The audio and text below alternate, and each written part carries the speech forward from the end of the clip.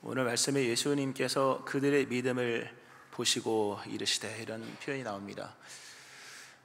예수님이 믿음을 보신다 하시는데 믿음의 주인이잖아요. 예수님께서요. 그 믿음의 주인 되신 예수님이 보실 때의 믿음은 어떤 걸 보실까? 우리도 믿음 생활을 하고 이것이 믿음이다라고 얘기를 하지만 우리가 보는 것과는 다른 것을 보실 수 있고, 또 우리가 살다 보면 사람이 단순화시켜서 왜곡에 이르기까지 하는데, 오늘 우리가 말하는 믿음이 과연 성경에서 말하는 믿음의 전부일까? 라는 이런 그 생각을 하게 만드는 중요한 문구가 나옵니다. 오늘 본문을 통해서 예수님은 믿음이란 이런 것이다, 그리고 믿음 생활은 이런 것이고, 결국 믿음과 소망과 사랑은 함께 가는 것인데 하나님을 사랑하는 것, 또 하나님을 소망하는 것이라는 것은 이런 것이다 라는 것을 말씀을 하는 것을 좀 새롭게 볼 수가 있습니다. 본문은 굉장히 유명한 본문이죠.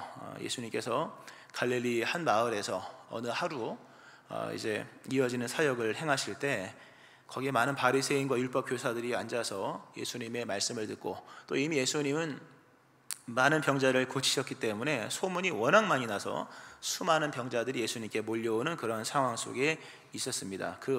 그런 사역의 연속선상에서 어느 하루가 이렇게 등장을 하는데요, 어느 하루 한 중풍병자를 사람들이 침상째에 메고 옵니다. 거동이 불편하여서 아마 사지가 마비가 된 중풍병자로 여겨집니다. 당연히 예수님께 오고 싶어도 올 수가 없죠. 그러나 고침받기 위해서는 와야만 하는 이런 딜레마 같은 상황 속에 있는 그런 상황에 놓여 있을 때 친구들이 그를 침대채 들고 오죠. 참 좋은 친구들입니다.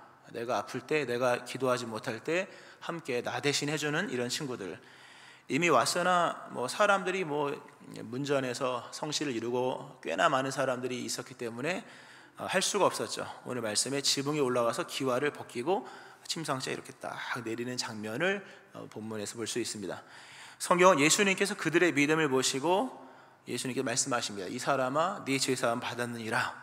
그리고 이어서 여러 이제 변증이 논쟁이 있었습니다만 이 중풍병자의 병을 고치시는 장면이 나옵니다. 또 이것을 보고 있는 제 3자의 관점을 누가가 기술을 하면서 모든 사람이 놀라서 하나님께 영광을 돌리며 심히 놀라 두려워하여 이르되 오늘 우리가 놀라운 일을 보았다, 이렇게 얘기가 전개가 되거든요. 참 재밌죠. 재밌고 여러 가지 장면들이 등장을 합니다만, 그러나 초점을 잡아서 좀 볼 필요가 있죠. 예수님께서 그들의 믿음을 보셨다. 여기서 말하는 그들이라고 하는 것은 이 누워있는 병자와 그 4명의 친구들을 의미하는 것이겠죠. 그걸 믿음이라고 말씀하셨다면 우리가 이게 믿음이구나 라고 해야 될 것입니다. 그들의 믿음은 어떤 것이었는가? 일단 기본적으로 이 사람들과 예수님과 단 한마디도 대화에 어떤 교감이 없었습니다. 신앙 고백을 물어본 것도 아니고, 또는 여러 얘기를 한 것이 아니라 그냥 행동 하나로서 모든 걸 평가하셨다, 이렇게 얘기를 하는 걸 봤을 때 예수님은 우리의 긴 말이 필요 없다, 이런 생각도 들기도 합니다. 일단 이들은요, 어떻게든 예수님께로 가까이 가고자 합니다. 믿음이 뭐냐, 그냥 쉽게 설명하면 하나님께로 가까이 가는 삶입니다. 날마다 더 가까이. 믿음이 좋아졌다고 하는 것 단순하게 얘기하면 어제보다 오늘 더 하나님께로 가까이, 오늘보다 내일이 하나님께로 더 가까이, 내일보다 모레보다 글피가, 그리고 시간이 지날수록 하나님께로 점점 가까이, 그리고 죽어서는 그 앞에, 이렇게 되는 거겠죠. 믿음이 여러 가지 얘기하면 끝도, 찬송, 성경, 예배하면 끝도 없겠으나 물론 중요하죠. 다 중요합니다만 어제보다 오늘이 더 하나님께로 더 가까이였느냐라는 겁니다. 이 하나 앞에서 정직한 답을 해야 될 겁니다. 이 사람들은 어떻게든 자기 친구를 예수님 가까이로 가고자 하기 위해서 시간적으로, 공간적으로 어쨌든 가까이 가기 위해서 열심히 애를 씁니다. 이게 믿음이었다는 겁니다. 저절로 있으면 가까워지지 않습니다. 물론 그분이 우리한테 오는 거예요. 임마누엘이지만, 언제나 함께 하시지만 우리 그에 대한 우리의 응답은 뭡니까? 더 가까이라고 하는 아주 단순한 얘기입니다. 더 가까이 가는 겁니다. 또 그런가 하면 이제 지붕을 뜯죠. 지붕을 뜯습니다. 언제나 확실한 믿음은 행동을 불러옵니다. 행동을 보면 믿음을 알 수 있습니다. 확실성은 인간으로 하여금 움직이게 만듭니다. 확실한 믿음을 가진 사람은 행동을 하게 되어 있습니다. 행동적인 믿음이었다. 야고보서에 보면 행함 없는 믿음은 죽은 믿음이다, 이렇게 나오죠. 물론 행함과 믿음을 다 이렇게 같은 걸로 이렇게 취급할 수 없습니다만 행함은 또는 행동은 믿음을 입증한다. 행함이 없으면 믿음이 없는 겁니다. 믿음은 그렇게 추상적이지만은 않습니다. 분명한 믿음은 분명한 행동을 불러오고 확실한 믿음은 열정적 행동을 가져옵니다. 그러므로 믿음과 행동은 같이 맞물려 놓아도 아무런 문제가 되지 않습니다. 이 사람은 행동적 믿음이었죠. 멀리서 기도한 것도 아니었고 찬송을 부른 것도 아니었습니다. 뭘 한 것도 아니에요. 예수님께로 가까이, 그러나 누구도 그들을 막을 수가 없었다 그런 거죠. 굉장히 중요한, 단순하지만 확실하죠. 또 장애물을 극복하는 믿음, 매우 적극적이었죠. 장애물, 지붕을 뚫고 예수님께로 돌아옵니다. 여기 있는 어떤 분들 중에는 예수님께로 가까이 가기 위해서 지붕이라도 뜯어야 될 분들이 있을 겁니다. 그거 하나 못 뜯으면 예수님께로 가는 장애물에 갇혀서 아마 믿음 생활 맨날 제자리 걸음하는 분도 있을 겁니다. 성경은 우리에게 과감하게 장애물을 제거하라. 만일 예수님께 산상수훈, 만일 너의 오른 눈이 너로 실족하게 하거든 빼어내어 버리라. 너의 백체 중 하나가 없어지고 온몸이 지옥에 던져지지 않는 것이 유익하며, 또 내가 만일 네 오른손이 너로 실족하게 하거든 찍어내 버리라. 내 백체 중 하나가 없어지고 온몸이 지옥불에 던져지지 않는 것이 유익하니라. 참 뜨끔한 말씀이죠. 사생결단입니다. 눈을 빼고 예수를 믿고 팔을 자르고 예수님 믿고, 물론 굉장히 과격합니다만 이 정도의 적극적인 믿음이 필요하다. 이 본문에서 보여준 이들의 신앙, 여기서 무슨 신앙적 내용이 나옵니까마는 그리스도 예수에게로 향하는 이들의 적극적인 모습, 그리고 상황 속에서의 적극성이 아니라 상황을 뛰어넘는, 여기 적혀 있는 것처럼 한계 없는 상황, 한계 없이 상황을 뛰어넘어가는 이런 믿음의 모습을 통해서, 행동을 통해서 예수님께서 믿음을 보시는 겁니다. 오늘 이 사람들 지붕 뜯었대요. 남의 집이죠. 남의 집 지붕 뜯으면 분명히 아마 물어 주어야 했을 겁니다. 아마 고침받은 사람이 물어주지 않았을까 모르죠. 집주인이 은혜 받아서 나 또 내가 고칠게 이럴 수도 있겠습니다만, 어쨌든 손해도 꺼려하지 않는 믿음. 그러니까 너무 이렇게 믿음을 통해서 얻는 것에만 막 심취해 있으면요, 이런 뭘 뜯어내고 손해를 보는 이런 상황에 들어가면 믿음은 제자리에 멈춰지고 말 겁니다. 우리가 지난 시간 베드로 물고기 잡는 걸 통해서 그런 얘기를 했습니다. 예수님, 그러니까 회복이라는 것은 뭘 얻는 것만 회복이 아니라 버리는 것도 회복이다. 인생이 구차하고 지저분한 이유는 버리지 않았기 때문이다. 예수님이 자신의 권세를 말씀하시면서 그런 말씀하시죠. 요한복음 10장에서 내가 내 목숨을 버리는 것은 그것을 내가 다시 얻기 위함이니 이로 말미암아 아버지께서 나를 사랑하시느니라. 이를 내게서 빼앗을 자가 없는 것이 아니라 내가 스스로 버리노라. 나는 버릴 권세도 있고 다시 얻을 권세도 있으니 이 계명은 내 아버지에게서 받아노라 하시니라. 예수님 십자가 지시기 위하여서요, 얻는 것도 쓰셨고 버리는 것도 쓰셨거든요. 버렸죠. 그래서 부활을 얻은 것이죠. 믿음 생활할 때 열심과 열정은 상황 속에서만 열심이 아니라 때로는 버려야지만 열심히 낼 수 있는 사람도 있는 겁니다. 실상 이 버리는 이야기는 성경에 엄청나게 많이 나오죠. 여리고 전투는 얼마나 버릴 수 있느냐부터 시작되는 겁니다. 그 전쟁은 버려야지만 이기는 겁니다. 하나라도 취하면 다 지는 겁니다. 그 다음부터 그 전쟁은 버리는 사람이 이기는 것인데 아간이 하나 취했었죠. 우리가 깊이 있게 생각을 해야 됩니다. 세상은 취하는 것이 이기는 것이라고 말하지만 때로 성경은 다 버려야 이기는 거야 이렇게 얘기를 하거든요. 사울왕이 폐위당한 이유는 취하는 능력이 부족해서가 아니라 버리는 힘이 없었기 때문에, 왕이 어찌하여 탈취하기만 급하여 여호와께서 악하게 여기시는 일을 행하였나이까, 이런 나오지 않습니까? 신앙의 적극성, 단순히 적극적인 것만 아니라 때로는 적극성을 내기 위해서 기와장을 뜯고 손해를 감수하는 일도 필요하다는 겁니다. 이렇게 상세한 내용을 보면 볼 게 많지만 결국 이들이 행한 모든 행동들은 뭐냐 할 때, 이게 왜 믿음이냐 할 때 예수님을 기회로 삼았다는 거죠. 예수님이 내 인생의 기회다. 그러므로 이 기회를 나는 포착하지 않을 수 없다. 그러니까 기회를 포착하는 믿음으로서 쉽게 설명하면 지금 아니면 은혜를 못 받는다. 지금 아니면 안 된다. 다시 없는 기회로 생각을 했기 때문입니다. 남들이 돌아갈 때까지 기다리면 되고 내일 오면 될 거 아니겠습니까? 그러나 이들은 그렇게 하지 않았다는 거죠. 때로 신앙에는 급한 것이 있어야만 합니다. 때로 신앙에는요, 바꿀 수 없는 것이 있어야만 합니다. 이거 하고 다음에 할게요. 물론 될 수도 있겠죠. 그러나 더 이상 미루고 싶지 않는 게 믿음입니다. 안 미루고 싶은 거죠. 내가 어떤 것을 다 내줘도 이거는 내가 지킨다. 내가 다른 걸 다 못한다 할지라도 난 이것만큼은 급한 일이다.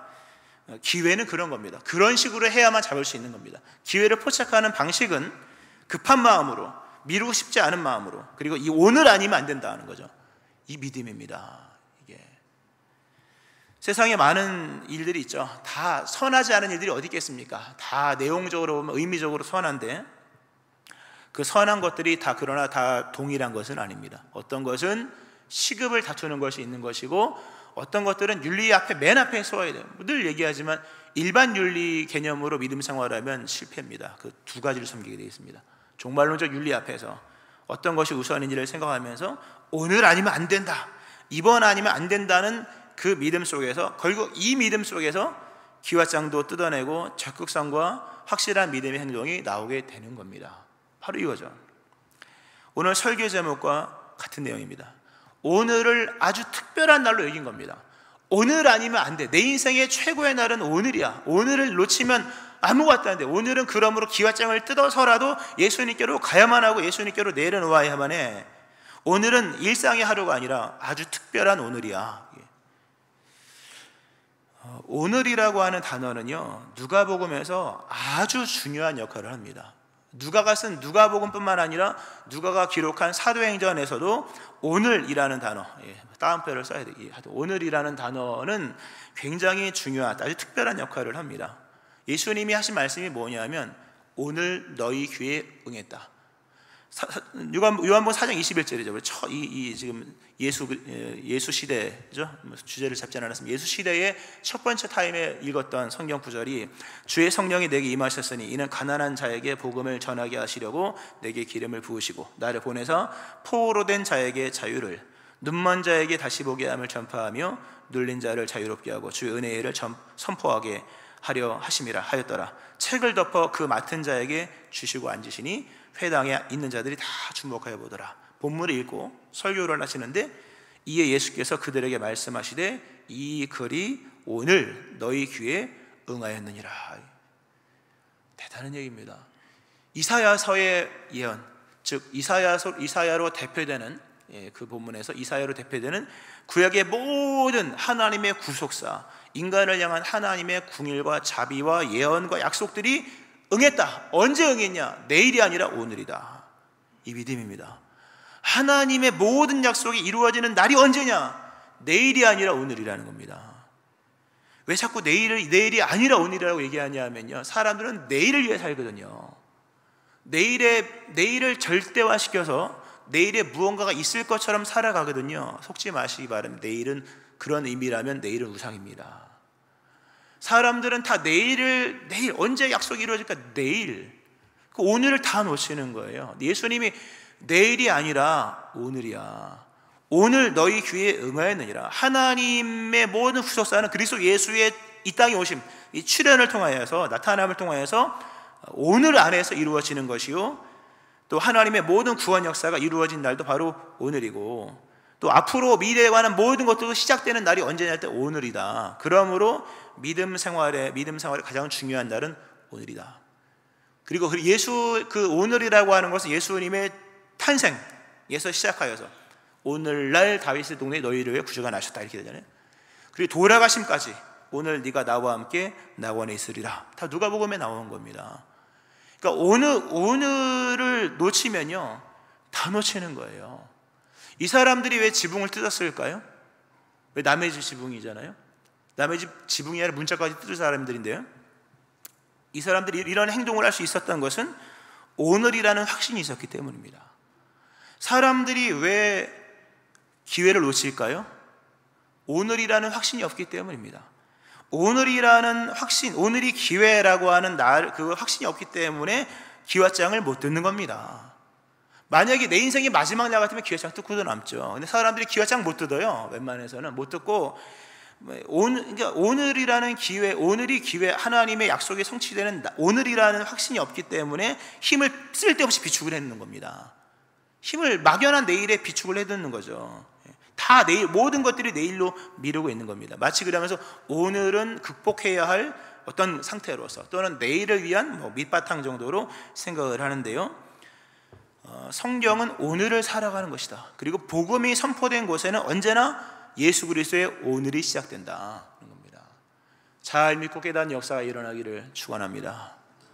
내일을 절대화시키고 막연한 내일의 희망을 거는 것은 또 다른 우상일 수가 있는 겁니다. 오늘 이 사람들이 믿음이라고 예수님이 인쳐주신 것은 이 사람들이 오늘을 살았기 때문입니다.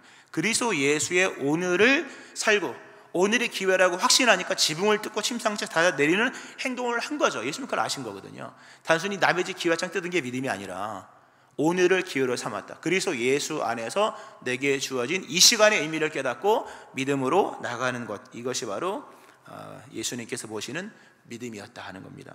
만약 우리가 기도를 하고 뭐라고 한다 할지라도 오늘을 살지 못하고 내일을 살아간다면 그거 믿음이라고 말하기가 어렵다는 거죠. 그러니까 오늘에 대한 확신이 있어야 됩니다. 근데 오늘에 대한 확신이 있기 위해서는 신앙적 이해가 있어야 되는 겁니다.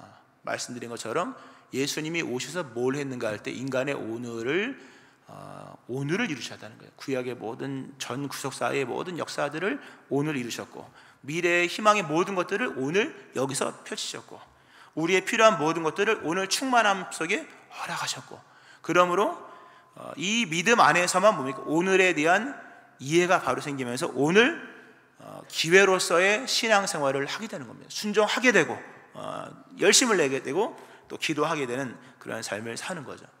오늘 이런 이 오늘이라고 하는 이런 키워드 이 핵심 단어를 가지고 오늘 본문을 보면 본문이 이렇게 시작됩니다. 17절에 하루는 이렇게 시작. 하루는 이라는 단어로 시작을 해서 맨 마지막에 오늘 이렇게 됩니다. 하루와 오늘은 뭐 비슷하죠. 하루나 오늘이나 뭐 비슷하죠. 근데 성경은 하루를 사는 게 아니라 오늘을 살아야 된다 이런 얘기를 하십니다. 성경에 보면 이제 오늘도 보면 하루가 나옵니다. 누가복음에도 3번 나오고요. 사도행전에도 좀 나오고 특히 욥기서를 보면 하루는 이라는 단어입니다. 성경에서 무언가 특별한 사건이 있는 날을 기술하기 위해서 시작되는 그 최초의 단어가 뭐냐 대부분 보면 하루는 이릅니다. 욥기서에 보면 하루는 3번 나오거든요. 하루는 하나님이 사단과 대화를 하는 장면. 내가 어디 갔다 왔니? 온 세계 돌아다녔습니다.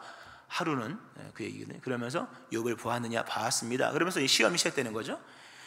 시험이 시작되는 장면 속에서도 하루는 형제들이 모여 잔치하다 다 죽죠. 그리고 또 하루는 이렇게 또 납니다. 하루는 하나님과 마귀가 다시 얘기하다가 가죽으로 가죽을 바꿉니다. 몸을 치셔야 됩니다. 그러면서 이어지는 내용이 또 하루입니다. 근데 욥은 그 그러니까 하루라는 개념 자체가 막연히 지칭할 때의 어느 날이잖아요. 우리 연도가 생각이 안 나고 요일이 생각 안 나면 하루는 이렇게 얘기를 할 때가 있지 않습니까? 언젠가 이렇게 하듯이 욥은 그 하루하루의 삶을 믿음으로 어떻게든 살아가려고 오늘의 믿음으로 살아가야 하는 내용이 욥기서의 내용이거든요. 오늘 본문도 이 하루로 시작을 합니다. 그냥 평범한 하루인 줄 알았으나 그 누군가는 하루가 아니라 오늘이었다. 막연히 지치는 어제와 같은 오늘 우리가 하루하루 산다잖아요. 하루하루는 의미가 없는 그 날들의 연속이잖아요. 근데 오늘 본문의 기와장을 벗겨낸 이 사람들은 하루가 아니라 오늘은 좀 다르다. 하루가 아니라 오늘로서 살아갔던 이 사람들, 그리고 주변에 보던 많은 사람들 역시 오늘은 특별한 날이구나 이렇게 얘기가 된 겁니다. 누가복음에도 보면 이 본문 말고도 하루로 시작되는 내용들이 몇 군데 있습니다. 호수를 지날 때 하루는 호수를 가는데 광풍이 불어서 그때 예수님께서 두려워하는 제자들을 향해서 너희 믿음이 어디 있느냐, 오늘을 살아갈 믿음이 도대체 어디 있느냐, 이런 질문의 내용들이 나오는 것을 보시죠. 하여튼 그렇게 됩니다. 하루는. 근데 하루가 아니라 오늘을 살아가라. 우리는 다 이제 하루하루를 살아가죠. 그리고 언젠가는 주님이 오시겠지. 또 이러잖아요. 우리가 그런 생각합니다. 목사님, 저도 언젠가는 기도할 겁니다. 저도 언젠가는 신앙의 열심을 낼 겁니다. 언젠가는 저도 주일 성수할 거고요.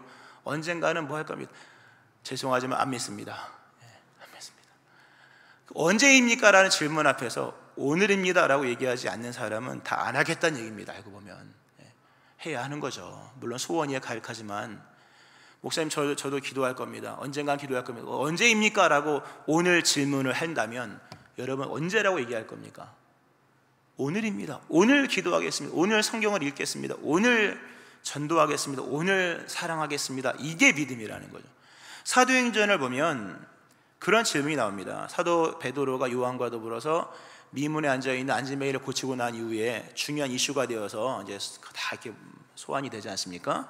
거기서 막 물어봅니다. 어떻게 병자를 누가 고쳤냐? 왜 고쳤냐? 누구의 권위로? 막 이런 질문을 할 때 베드로가 얘기합니다. 만일 병자에게 행한 착한 일에 대하여 이 사람이 어떻게 구원을 받았느냐고 오늘 우리에게 질문한다면 너희와 모든 이스라엘 백성들은 알라. 너희가 십자가에 못 박고 하나님이 죽은 자 가운데서 살리신 나사렛 예수 그리스도의 이름으로 이 사람이 강건하게 되어 너희 앞에 섰느니라. 이렇게 중요한 문구. 오늘 우리에게 질문한다면, 오늘 우리에게 질문하면 답할 건 예수밖에 없어 이거거든요. 오늘 여러분에게만 질문한다면 당신은 언제 기도할 겁니까? 라는 질문을 한다면 언제 할 겁니까? 오늘 하겠습니다 이래야 됩니다. 당신은 인생의 기와장을 언제 뜯어낼 겁니까? 라는 질문 앞에서 오늘 뜯어냅니다. 지금 뜯으려고요. 오늘이 아니라면 기회는 넘어가는 겁니다. 예수님은 모든 날들의 가장 충만한 교회를 다 오늘에다 갖다 놓으셨거든요. 십자가의 죽으심과 부활, 하여튼 모든 이 누가복음상에서 구원의 날은 오늘입니다. 오늘. 그러면 오늘이 아니라 내일 할게요, 내일 기도할게요, 내일 할게요 하면 구원 지나가는 겁니다. 오늘이 구원받을 만한 날이고 오늘이 은혜 받을 만한 날입니다. 믿으시기 바랍니다. 오늘 나에게 질문한다면 나는 오늘 그것을 할 겁니다라고 얘기를 해야 되는 거죠. 이 사람들이 바로 그런 사람들이에요. 언젠가 기도하겠습니다가 아니라 언젠가 뭐 하겠습니다, 언젠가 순종하겠습니다. 그 언젠가가 언제입니까? 하루 어느 하루 이런 개념이 아니라 오늘이다. 그러면 성도는 하루를 사는 게 아니라 오늘을 사는 사람들이요, 그 하루가 언제냐고 물어보면 바로 그 하루가 오늘입니다 라고 얘기할 수 있는 사람이라는 거죠. 그런 의미 속에서 이 사람들이 믿음의 사람인 겁니다. 오늘 기와장 뜯었거든요. 여기서 이제 말씀을 좀 이렇게 좀 잘 잡으면서요, 오늘에 대한 바른 이해를 좀 할 필요가 있습니다. 예수님께서 오늘 이제 병자를 고치는데요, 이 중풍병자를 고치죠. 그런데 좀 과정이 좀 특별합니다. 그래 본문은 그냥 재밌죠. 재밌지만 그렇게 막 읽어나갈 본문은 아닌 것이요, 본문이 제시하고 있는 초점이 뭐 전체를 얘기하면 뭐 얘기할 게 많습니다만 본문을 통해서 말씀하려고 하는 초점이 뭐냐면 그것은 바로 성도의 오늘의 참된 의미가 어디에 있느냐라는 부분을 초점을 두고 있는 거예요. 오늘 읽었던 이 17절부터 26절 사이에서 가장 중요한 구절이 뭐냐, 지붕을 뜯는 것도 중요하고 뭐 고침받는 것도 다 중요하지만 예수님께서 땅에서 죄를 사하는 권세가 있는 줄을 너희로 알게 하기 위해서라고 하신 24절의 말씀이 제일 중요합니다. 보세요. 줄을 달아내립니다. 줄을 달아내려서 고치는 거잖아요. 근데 예수님께서 엉뚱한 얘기를 하십니다. 하시면서 이 사람아 너의 죄사함을 받았느니라 라는 말씀하십니다. 이 사람아, 또는 다른 부분은 소자야, 이 사람아 너의 죄사함 받았느니라 라고 얘기를 합니다. 사람들이 의아했습니다. 지금 병자 고칠 시간인데 무슨 갑자기 뜬금없이 죄사함이냐. 그 옆에 있는 종교 지도 나름 하나님을 잘 섬긴다고 하는 사람도 이거 도대체 지금 이거 신성모독이다. 누가 누구의 죄를 사할 수 있게, 죄라는 것은 하나님 앞에서의 죄이므로 하나님만이 용서한 것이고, 그러면 하나님 앞에 가서나 죄사함 받든지 말든지 할 것인데 당신이 어떻게 죄를 사할 수 있느냐라는 질문을 했을 때 예수님께서 내가 죄를 사하는 권세가 있는 거 보여줄게 하면서 일어나 너의 자리를 두고 집으로 가라 얘기합니다. 병을 고쳤다는 얘기가 아닙니다. 본문의 사건은 예수님께서 병을 고쳤다는 얘기를 하기 위해서 병 고치신 것이 아니라 예수님이 죄를 사하는 권세가 있는 것을 입증하시기 위해서 병을 고쳐주신 거예요. 만약에 예수님께서 이 병자를 못 고쳤다면 예수님이 하신 네 죄사함 받은 일, 이것도 부도수표죠. 예수님의 말씀의 권위가 얼마나 강력한지 그거를 보여주시기 위해서 이 중풍병자를 고쳐준 거죠. 그러니까 뭐 앞서 말씀하신 너의 죄사함 받았니라는 말씀도 사실인 거죠. 그렇게 입증이 되는 겁니다. 특별히 예수님이 이제 죄를 사하는 권세가 있다는 것을 말씀을 입증해 주는데 중요한 것은 어디서냐 할 때 인자가 땅에서 죄를 사하는 권세가 있는 줄. 땅은 어디입니까? 인간이 살아가는 현재의 개념이잖아요. 인간은 시간을 살고 장소를 삽니다. 시간만 있고 장소가 없다면 말이 안 돼. 인간은 땅, 오늘이라는 땅과 오늘이라는 시간 속에 살아가는 거거든요. 오늘 그 현재가, 인간의 현재가 나오죠. 하루, 땅, 장소, 그리고 오늘이라는 얘기, 현재의 시간적 개념이 나오죠. 예수님이 누구냐? 예수님은 오늘 우리의 죄를 사하는 권세가 있는 분이다. 여기 놀라운 건 아직 십자가가 없잖아요. 십자가의 대속도 없고 피 흘림도 없고 아무것도 없잖아요. 예수님이 인간의 죄를 사할 때는 알고 보면 그냥 그분의 직권으로 죄를 사할 수 있다는 겁니다. 근데 그 죄를 사하는 권세가 예수님으로 말미암아 땅에서 시작돼요. 땅이라는 것은 그냥 유대 땅을 말하는 게 아니라 오늘 우리의 삶에서 이미 시작되었다 하는 겁니다. 그날의 용서가 아니라 오늘 용서요. 저기서 용서받는 게 여기서 용서받다. 누구로 말미암아? 예수님 안에서. 이 대단한 얘기입니다. 무슨 말씀을 드리려고 하냐면요, 오늘 이런 장면을 보고요, 맨 마지막에 제3자들이 놀라는 장면이 나오잖아요. 제3자들이 얘기를 하기를 그렇게 얘기하잖아요. 모든 사람이 놀라 하나님께 영광을 돌리며 심히 두려워 이르되 오늘 우리가 놀라운 일을 보았다 하니라. 오늘 우리가 놀라운 일을, 맨 마지막 절에 오늘 우리가 놀라운 일을 보았다. 이 놀라운 일이라고 하는 단어의 원문을 찾아봤더니 그 파라독사라는 뜻입니다. 이게 영어로 패러독스죠. 역설이라는 뜻입니다. 역설. 오늘 우리가 놀라운 일을 보았다. 이게 한국말로는 표현이 안 되는 거예요. 우리는 지금 역설을 보았다. 역설을 보았다. 병고침을 보는 게 아니라 죄사함을 보았다, 이 얘기입니다. 이 장면을 보고 병고친 걸 본 게 아니라 우리는 지금 역설을 봤다. 병고침을 통하여 죄사함을 보여주시는 예수님의 패러독스를 봤다, 이거거든요. 언제? 오늘. 이겁니다. 아주 중요한 얘기입니다. 사람들은 이렇게 생각했습니다. 예수님이 병자를 고칠 거야. 오늘 병자를 고칠 거야. 하나님의 나라는 병 고치는 거야. 하나님의 나라는 먹이는 거야. 이런 식으로 생각을 했는데 예수님이 하신 것이 그게 아니라 이거야 라고 말씀하시면서 오늘 너희가 보아야 할 오늘에 대한 이해는 병 고치고 나음을 입고 고침받고 이런 게 아니라 여기서 죄사함이 시작되었다는 그 사실을 봐야만 해 라는 얘기입니다. 기독교는 역설을 보는 종교입니다. 그런 얘기가 있더라고요. 물질적 생산력이 인간과 사회를 변화시킨다. 물질적 생산력이 인간과 사회를 변화시킨다. 마르크스가 얘기한 거잖아요. 우리가 상식이죠. 물질적인 생산력이 인간과 사회를 변화시킨다. 아니죠, 여러분. 인간과 사회를 변화시키는 생산만 가지고 되는 게 소비도 되고, 저는 경제를 안 배웠으니까 상식이죠. 생산만 가지고 안 됩니다. 소비가 있어야 되고 여러 가지 있어야 되는 거죠. 근데 마르크스가 그러잖아요. 물질적 생산력이 인간과 사회를 변화시킨다. 근데 오늘날 기독교 안에 너무 지배적이죠, 이 생각이. 기독교의 생산력이 마치 이 사람들이 역설을 보기 전에 병자 고치는구나, 기적을 행하는구나, 또는 세상적 생산력, 숫자나 사람이나 재정이나 땅이나 자본, 이게 기독교가 사회를 변화시킨 요인이 아니라는 겁니다, 여러분. 하나님이 우리를 변화시켜 나갈 때, 우리의 삶을 전개시켜 나갈 때 물질적 생산력을 가지고 우리를 전개시키는 게 아니라는 겁니다. 근데 우리는 오늘이라는 삶 속에서 믿음을 오늘을 기회로 여기면서 신학적 이론은 우리가 충만하죠. 근데 오늘을 바라보는 우리의 초점이 병자를 또는 건강을 또는 세상적인 물질의 축복을 보고 있는데 성경이 말씀하는 오늘에 대한 하나님의 책임은 그게 아니라 죄를 사하는 권세가 예수 안에 시작되었다는 거죠. 이 역사를 보아야 되는 겁니다. 예수님 안에서 우리 안에 시작된 하나님의 인도하심과 약속과 또 펼쳐나가시는 모든 전개 또는 변화는 이들이 처음에 기대했던 병자 고치는 것, 이게 아니었다는 거죠. 하나님은 우리의 삶을 인도하시면서 끊임없는 역사를 보여주신다는 겁니다. 그 대표적인 장면이 삭개오 장면이죠. 누가복음 19장에 보면 삭개오가 나오죠. 다 누가복음입니다. 맥이 있죠. 일맥상통하죠. 삭개오는 신앙인의 전형입니다. 알고 보면 병 고치러 온 것도 아니잖아요. 그죠? 그가 돈이 없습니까? 건강이 없습니까? 멀쩡한 사람이 왔죠. 그가 나중에 영접한 것은 뭘 영접? 거기 보면 예수께서 그곳에 이르사 쳐다보시고 이르시되 삭개오야 속히 내려오라. 내가 오늘 너의 집에 유하여야 하겠다. 내가 오늘 니네 집에 갈게 했더니 삭개오가 급히 내려와 즐거이 영접. 예수님의 오늘을 영접합니다. 근데 예수님께서 삭개오에게 주신 것은 뭐냐 할 때 예수께서 이르시되 오늘 구원이 이 집에 이르렀으니 이 사람도 아브라함의 자손이라. 삭개오가 엄청 즐거워했거든요.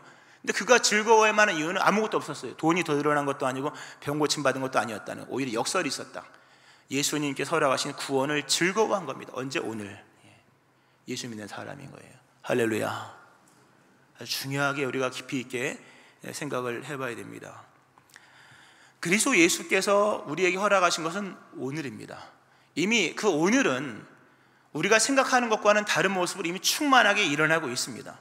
우리는 어느 때 죽어도 천국 갈 백성이 되어 있고, 어느 때 하나님 앞에 섰을 때에도 오늘 당장 선다 할지라도 하나님의 의로운 백성이 되어 있는 것이고, 그리고 오늘뿐만 아니라 이후에 펼쳐지는 모든 우리의 내일과 모레, 이런 아직 남아있는 세계의 우리의 모든 시간마저도 예수 안에서는 다 그 아름다운 오늘로서 이미 규정되었다고 하는 겁니다. 말씀 맺으면서요, 오늘에 대한 기대가 너무 없습니다. 왜냐하면 역사를 못 보거든요. 맨날 병 고칠걸 이런 개념 속에서, 물론 다 해주시죠. 그러나 예수님은 그것을 위해 그 일을 행한 것이 아니라 인자가 땅에서 죄를 사는 권세가 있는 줄 알게 하시기 위한 역설로서 우리에게 물질도 사업도 자녀도 가정도 형통하게 하시는 것입니다. 이미 그리스도 예수 안에서 아주 특별한 오늘이 우리에게 시작되었습니다. 아주 특별한 오늘이라고 말씀하신 이 말씀 안에 담겨있는 그리스도 예수의 역설적인 그 은혜를 기억하면서 오늘 찬송하고 오늘 감사하고 내일도 오늘처럼 기대하고, 그리고 오늘에 대한 확신 속에서 기와장도 뜯고 신학의 열심도 내는 이런 은혜가 여러분 가운데 일어나기를 주의 이름으로 축원합니다. 아멘. 기도하겠습니다.